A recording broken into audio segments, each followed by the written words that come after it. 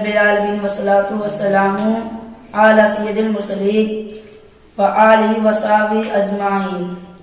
سب سے پہلے گنبد خزرہ میں آرام فرمانے والے آقاؤں مولا حضور تاجدار مدینہ صلی اللہ تعالی علیہ وسلم کی بارگاہ بے کس پناہ میں صلاۃ و سلام کا نذرانہ عقیدت پیش کیا جائے۔ اس سے پہلے ایک بار جھوم کے درود پاک پڑھ لے۔ اللہم صلی علی سیدنا سیدنا مولانا محمد وسلم صلاۃ و سلام علیکہ یا رسول اللہ صلی اللہ تعالی علیہ وسلم۔ یہ واقعہ حضرت ابراہیم علیہ السلام کا ہے۔ کئی ہزار برس پہلے کی بات ہے کہ ملک عراق میں بابل نام کا شہر تھا۔ وہی حضرت ابراہیم علیہ السلام پیدا ہوئے تھے۔ بابل کے لوگ بتوں کی پوجا کیا کرتے تھے۔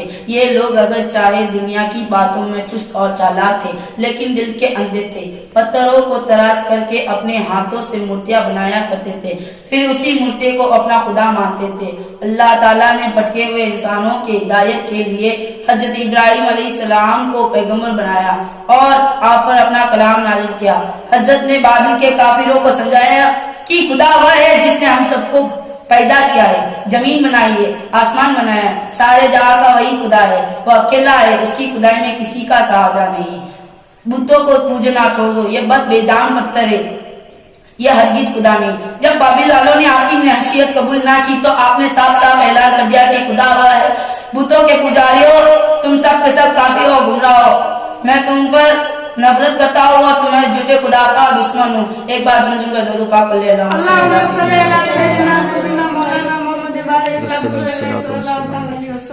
ایک دن بابل کے لوگ اپنے سالانہ میلے میں گئے ہوئے تھے تو آپ نے تیسا اٹھایا اور بت کھانے پہنچے۔ وہاں بتوں کے آگے طرح طرح کے عمدہ کھانا دیکھ کر فرمایا، اے بتوں، تم لوگ ان پرسادوں کو کیوں نہیں کھاتے؟ جب کچھ جواب نہ ملا تو آپ نے فرمایا، ارے تمہیں کیا ہو گیا، تم بولتے کیوں نہیں؟ بھلا پتھر کی بے جان مورتیاں کیا بول سکتی ہے؟ پھر تو آپ نے تیسا اٹھایا اور بتوں کو مار مار کر چورا کر دیا۔ بابل کے کافر میلے سے واپس آئے تو اپنے خداؤں کا برا حال دیکھ کر حضرت ابراہیم علیہ السلام کے جانی دشمن ہو گئے۔ انہوں نے 60 ہاتھ لمبائی اور 40 ہاتھ چوڑائی میں ایک بہت ہی بڑا آتش کنڈا تیار کرا دیا، پھر اس کے چاروں طرف دیوار کھڑی کر دی۔ اس میں 1 مہینے تک لکڑیاں بھرتے رہے، پھر آگ لگائی، آگ بھڑکنے لگی، آگ کے شعلے آسمان سے باتیں کرنے لگے۔ ان کافروں نے حضرت کو آگ میں ڈال دیا۔ آپ کے پہنچتے ہی رب العالمین کا حکم ہوا ہے کہ اے آگ، تم حضرت کے حق میں ٹھنڈے ہو جاؤ۔ تو پورا آتش کنڈا حضرت کے حق میں ٹھنڈے ہو گئے اور آپ کے انگارے پھول بن گئے۔ مگر اتنا سب کچھ ہوتے ہوئے نہ تو کبھی بابل والوں نے ایمان لایا، حضرت نے بابل کو چھوڑ دیا، ملک شام کی طرف تشریف لے گئے۔